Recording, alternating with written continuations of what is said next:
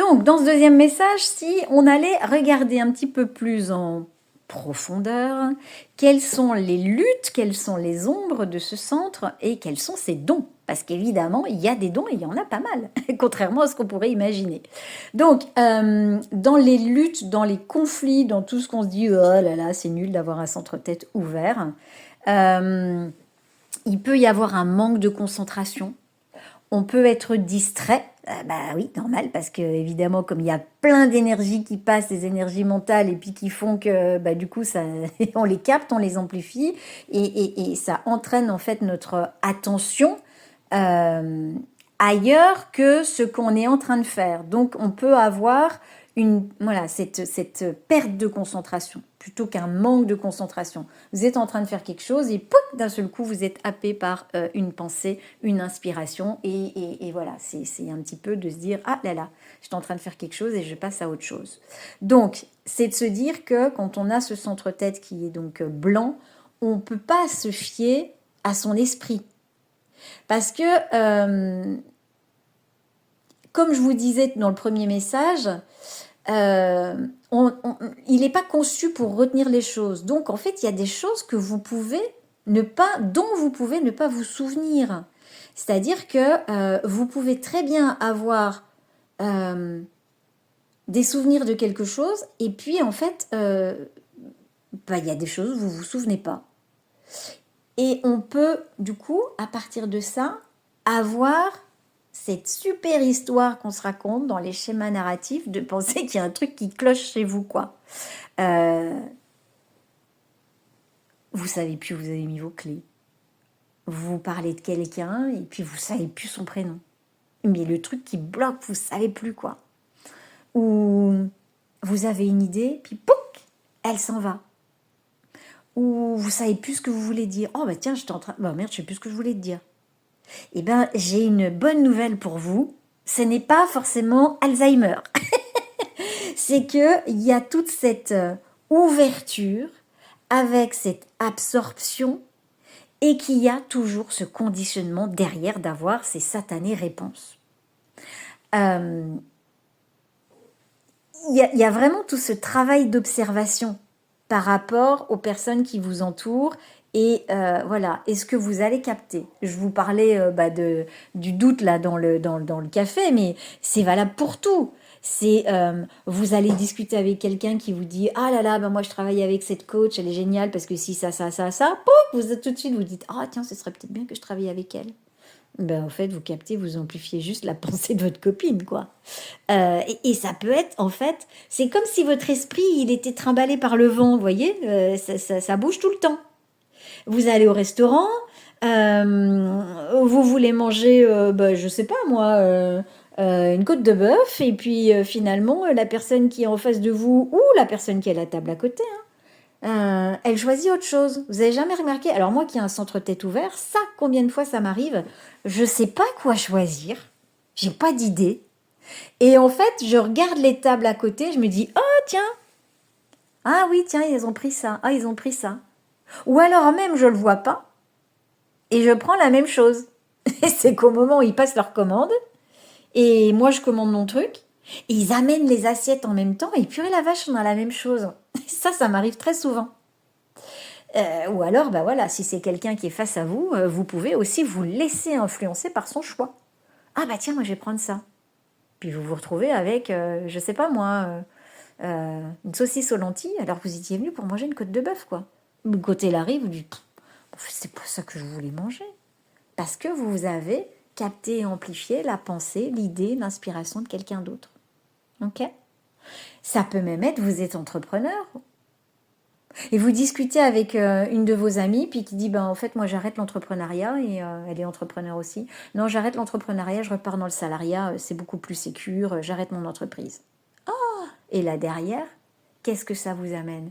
Ah, peut-être que je devrais faire pareil, effectivement, je sais pas quoi faire, et puis si ça marchait pas, c'est vrai que le salariat au moins, c'est peut-être pas fun, mais en tous les cas, je suis plus en sécurité. Puis là, vous regardez tous les autres centres blancs que vous avez, et vous allez vous rendre compte que c'est un puits sans fond. en termes d'inspiration et de capter et d'amplifier les idées qui ne sont pas les vôtres. Ok? Donc, c'est vraiment en fait cette capacité pour le centre-tête d'aller examiner toutes les possibilités. Alors, c'est un de ces cadeaux quand même, hein. Mais à partir du moment où on se perd dans toutes les possibilités, ça devient carrément une malédiction. Parce que la seule chose qui peut vous permettre d'être aligné à ça, c'est pas de vous fier à ce qui se passe dans votre tête, c'est de vous fier à ce qui se passe avec votre autorité intérieure. Il n'y a pas d'autre choix. Parce que sinon, vous allez être hyper enthousiaste à l'idée de changer de boulot et de revenir dans le salariat. Et puis après, vous allez avoir quelqu'un d'autre qui vous dira, moi je fais ça. Vous allez dire, tiens, ah oui, ça c'est génial. Puis après, vous allez avoir une autre idée. Enfin, vous pouvez vous faire trimballer avec des idées de chacun et ne pas avoir d'idées fixes. Ça tombe bien, c'est votre fonctionnement. Mais vous conditionnez à vous dire, ah là là, je suis pas stable, je suis pas fixe, je suis une girouette, etc., etc.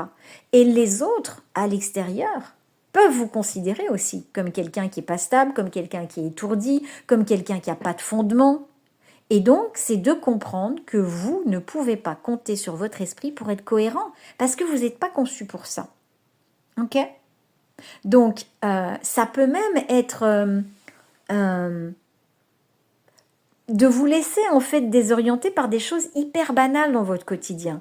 Pas savoir quoi manger, pas savoir quoi porter comme vêtements.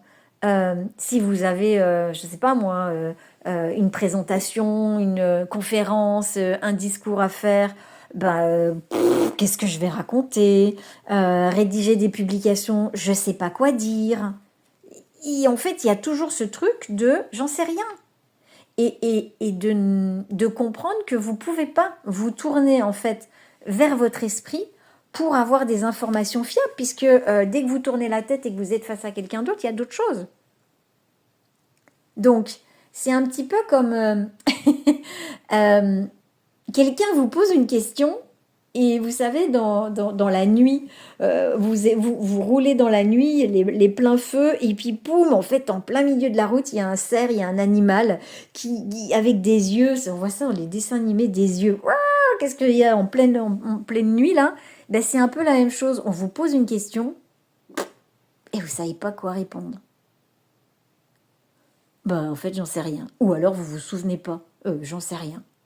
Et donc, c'est un sacré défi parce que vous pouvez vous mettre cette pression. Il faut absolument que je me souvienne. Mais c'est vraiment quelqu'un qui a un centre-tête ouvert. C'est un petit peu comme, vous savez, les tableaux des impressionnistes. Là. Vous avez le tableau de Monet, c'est-à-dire que vous avez une impression des choses, mais vous n'avez pas les détails. La personne à la tête définie, elle va se souvenir de la facture, il y a des chances qu'elle se souvienne de la facture d'EDF et qu'elle se souvienne de tous les montants de tous les mois. Mais pas vous. Vous allez chercher l'info. Vous allez dire, oh là là, comment ça se fait que je ne sais pas, oh là là là là. Mais plus vous cherchez, ce qu'il y a, c'est que moins vous risquez de trouver. Donc, de vraiment se détendre par rapport à ça. Donc, attention aux histoires que vous vous racontez sur le fait que vous n'êtes pas normal ou qu'il y a quelque chose qui ne tourne pas rond chez vous. Moi, je me suis souvent fait au début de mes accompagnements, j'ai des fois des personnes quand même 4, 5, 8, 10 fois en rendez-vous. 8e rendez-vous, je me dis, attends, c'est quoi son soleil de personnalité? Oh, j'en sais rien. Je me souviens pas. Et de me dire, non mais Virginie, quand même, c'est pas possible. Ça fait quand même 8 fois que tu la vois, tu travailles sur sa carte pendant des heures, et là, t'es même pas fichu de savoir c'est quoi son soleil de personnalité. Et je bloque là-dessus, et je commence à me donner des noms d'oiseaux. Mais quand je me détends dans cet espace-là, et que je me dis, on verra bien, au moment où je suis connectée à elle, et elle me pose des questions, j'y réponds, c'est comme s'il y avait un téléchargement qui se faisait. Et l'info, elle arrive. Et je me dis, j'ai pas Alzheimer, c'est revenu. Et donc ça, pour moi, c'est un sacré truc. Je me souviens pas de vos cartes. Et voilà, Sophie, je vous raconte pas, parce que ce qui se passe dans le groupe, ça se passe en interaction en privé, dans les accompagnements. Je ne sais pas comment on va faire quand on n'aura plus d'accompagnement toutes les deux, hein. On va avoir des journées de 72 heures. Mais je ne sais pas, en fait, quelles sont ses portes. Et on en parle tous les jours. Je ne sais pas quelle est sa porte de personnalité. Et donc, c'est de me détendre avec ça, parce que sinon, vous imaginez.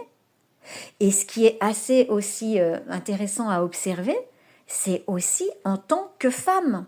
Parce qu'on a toujours cette capacité là-dedans de passer notre temps à prouver. Imaginez si vous avez en plus le centre-cœur égo qui est non défini, qui est là pour prouver sa valeur.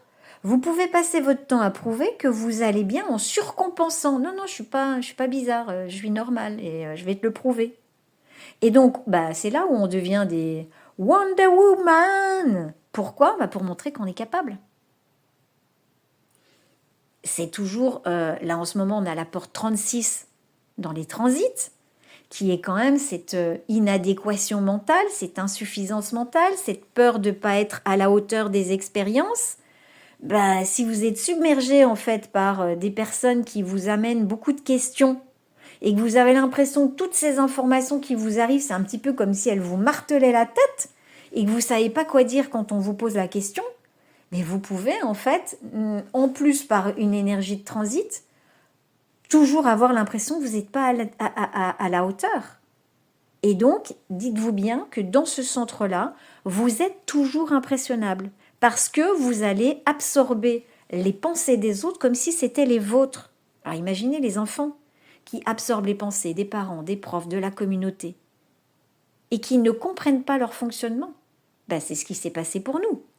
Et aujourd'hui, on a quand même la possibilité de pouvoir les accompagner dans cette histoire-là. Et de leur apprendre à remettre tout ça en question. Parce que si vous vous identifiez à ça, vous avez la possibilité de vous créer carrément une identité. Et donc, vous allez passer votre vie sur une voie qui n'est pas du tout en accord avec qui vous êtes, quoi. Et ce que vous êtes venu faire sur cette terre. Encore une fois, regardez le nombre de personnes parmi vous qui avaient un centre G non défini. Vous voyez où votre mental peut vous amener. Donc, il peut y avoir ce sentiment d'être mal à l'aise avec cette ouverture et de vous emparer en fait de toutes ces idées pour essayer d'avoir quelque chose pour vous dire non, non, mais je suis normale. Et alors ça amène une tension et une pression de dingue, quoi. Hein. Donc, faut se détendre. Parce que vous êtes tout le temps sous pression pour trouver les réponses. Vous entrez dans une pièce, vous allez capter et amplifier les questions de tout le monde, qu'elles soient formulées ou pas. Hein. Votre esprit va tout de suite se mettre en fait au boulot pour essayer de trouver les réponses. C'est un petit peu, vous savez, quand on a l'ordinateur qui télécharge des fichiers et qui a la roue qui tourne là. C'est un peu la même chose. Donc, il y a vraiment la détente à avoir. Parce que quand vous allez avoir une réponse à la question qui vous presse là, pendant un moment, la pression, ça va être soulagé, mais il y a une autre question qui va arriver, puisque vous captez tout. Donc, c'est vraiment de comprendre que c'est pas à vous. Ça vous appartient pas. Bon, et je vais couper là pour vous faire les dons, parce que ça fait des messages qui sont quand même à rallonge.